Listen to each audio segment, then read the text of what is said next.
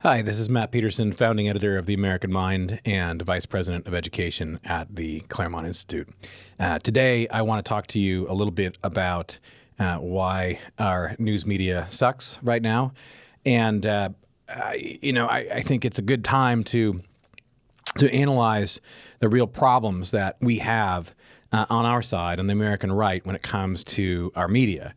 We need new media, as I've been saying, and right now is a good example of this. What am I talking about? Well, we're in this weird, gray interregnum between the inauguration and the election. This very strange, bizarre election that we're not supposed to question or really talk about at all because Biden is the president-elect.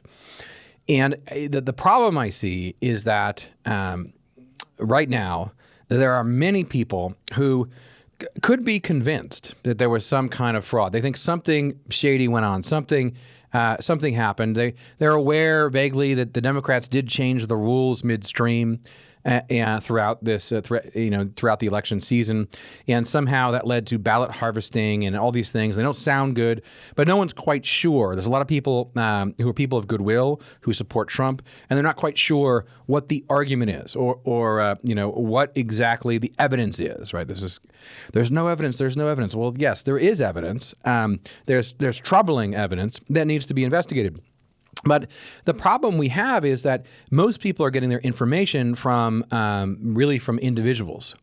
So especially people in more, say, broadly, elite circles who are on Twitter on the right, you're following different people who will tell you, well, what about this? Well, what about this? You're following individual figures who give you some kind of information. Or maybe you're following, Bannon and Raheem and people like that, on radio. And you listen to Rush. What's missing from all this, though? What's missing is a publication that is newsy, that's actually doing the kind of analysis you would expect the news media to engage in. Now, Fox News, in a way, has never really done edgy, investigative journalism at the level that I would like. They certainly have done some in the past. They have some great people who have produced some incredible products there. Obviously, someone like Tucker has done an amazing job in the last few years. But what we're really lacking is the kind of deep research and analysis that really comes these days not from media, but from an outside firm. On the left, take Fusion GPS, right? I mean, they are the ones who cooked up the phony story about Trump, and they ran an influence operation really colluding with the deep state, people in government, and the media. And of course, they have it easy because the media is on their side. But the right should have 12 Fusion GPSs that are working throughout the country, trying to push certain stories that reveal the truth about what's going on in America. I don't think we really have one. Right, and why do you need one? You need one because the economy has tanked for the media. It used to be that the Wall Street Journal or the New York Times, Washington Post, they'd be running 15-20% profit margins in the 80s because of all the money they got from advertising, and they could send a journalist out for 2-3 years, to Saudi Arabia to write a book and do research. They could pay for teams of people to do the kind of research that would be needed in order to uncover serious corruption, et cetera. Did they always do that? No. They were, of course, very biased back then as well. Don't look back and think everything was fine and dandy in the 80s. That's insane. But they were able to do a heavy kind of lift because they had the money. That is increasingly less possible. At the local level, you've sort of eviscerated local media, right? Local media now is really an appendage of larger associations. The business model is gone. They lost all the revenue, all the advertising revenue to the internet, the classifieds and all that. So the big weeklies, are having problems, and really, local journalism, there's no money at all to do the kind of research that you need. And guess what happens when there's no light to be shown on them, even if it's a light that's biased towards the left? There's no light now, so in the darkness, there's corruption like you wouldn't believe all over this country, especially in blue states and places like Southern California. It's out of control. The same is true nationally, though. And here's the thing. The only way to really go after corruption or reveal, get the evidence you need intelligent people with specific expertise who are working together as a team, who can move light on their feet. They can swivel, pivot in any direction. And you gotta say, guys, we're putting you as a team on this. Go nuts, right? You can't do that with most reporters because, God bless them, they don't have the skills. They don't have that kind of talent these days. And so here we are, up the creek without a paddle in a situation in which we need you need a news organization that would be able to present all the information that's out there about fraud and everything else and hold it up in the light and subject it to some kind of cross-examination, right? And say, well, this expert is actually a crank. This person actually makes a great point, and we need to investigate this part further. And you'd have some kind of constructive debate. You're not having that now because the left has decided, look, this is, of course, the fraud is a fraud. Trump is a fraud. Trump is done. We're not going to talk about him at all. And if we do, we're going to mock spelling mistakes in these affidavits, which we're not going to even report on. The thrust of what these people are saying. There's state hearings going on, as you know, that aren't being reported on at all, where people are coming forward and saying, X happened, Z happened, and it was all very, very bad. They're not going to report on that. And then you have the right, which is a lot of publications like National Review, I have to say, are saying the same thing as the left. The whole thing's a hoax. There's nothing here. It's all a bunch of hogwash. But what you don't see is anyone sort of analyzing what the claims are in a thick, serious way over time, and kind of organizing this kind of case and putting it up into the light. And this is hard to do. I have to say, the American mind is very tempted to get into that game. It's not really what our mission is. We don't have a journalistic side to us. We're an intellectual nonprofit, but we push as hard as we can. But really, to do this right, you need a larger team and a larger structure.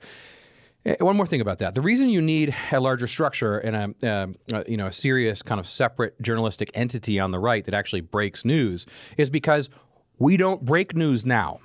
As bad as the New York Times is, even it's getting worse by the day.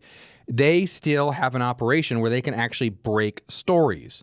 Our stuff is a lot of times more yelling at the other side, revealing the ridiculous things they've done, and commenting on stories that are really broken, at root by the Washington Post or the Wall Street Journal or one of the big entities. So the next step is to have our own operation that really is breaking news consistently, and it isn't just one guy. It's not just O'Keefe or some of these other wonderful people out there. We're following all these individuals, but we need an actual entity. You need a separate entity also for this reason. The truth is that life is in America right now is very much like it's very much like in The Untouchables, where Kevin Costner's Elliot Ness character goes to Sean Connery and says, well, where are the bad guys? Why is no one talking to us? And Connery is the old Irish cop, and he kind of looks at him like, we all know where the corruption is. The question is, do you want to deal with that? And you have to be very careful here, because if you bite off more than you can chew, you will be shut down very quickly. You won't get the word out. You will be sued.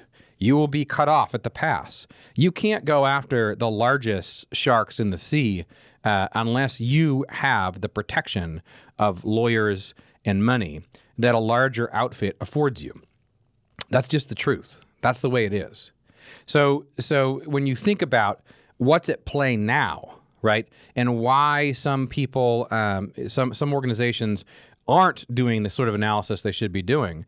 I mean, what's going to happen if you get into that game is full-scale corporate war and war by other means. It will get very dirty very fast. So in other words, what I'm saying is ultimately we need an actual, it won't be the same as a print newspaper, right? It's not going to be the same as the old stuff. It's not going to look the same, but it'd be a digitally based operation that would look at corruption in America, that would be able to pivot from story to story with some very intelligent people with significant expertise, and then present that to the American people. And this organization would have to be prepared for the kind of lawsuits and attacks that would come its way. Now, maybe that's a combination of things. Maybe that's the black ops research firms like our version of Fusion GPS, of which, like I said, we need 12. Myself and I think everyone under 50 realizes this and wants to create that. You need those, but you need those attached to an actual public-facing journalistic entity that can start piece by piece taking apart in an intelligent and organized way over time how the deep state works. The connections between all these leftist entities that are funding riots, et cetera. There are people who have begun to do this. Don't get me wrong. They're my friends, and I support them, and we're moving in the right direction. But what I'm saying is what's going on right now in terms of this election reveals our failing and what our side does not have and what our side needs to create, which is bigger and better, right? Media organizations and research firms that are actually going to be able to communicate to the American people in a clear way, in an intelligent way, with expert analysis as to what is really going on and what the landscape really looks like. For some of you, this is common sense. You talk about it all the time. I hope for others it was somewhat enlightening or got you thinking in a way you hadn't been before. Certainly contact me if you have any questions or further thoughts. There's a lot more we could say. There's a lot deeper we could go. But that's all the time I have for now. So thank you, and we'll see you next week.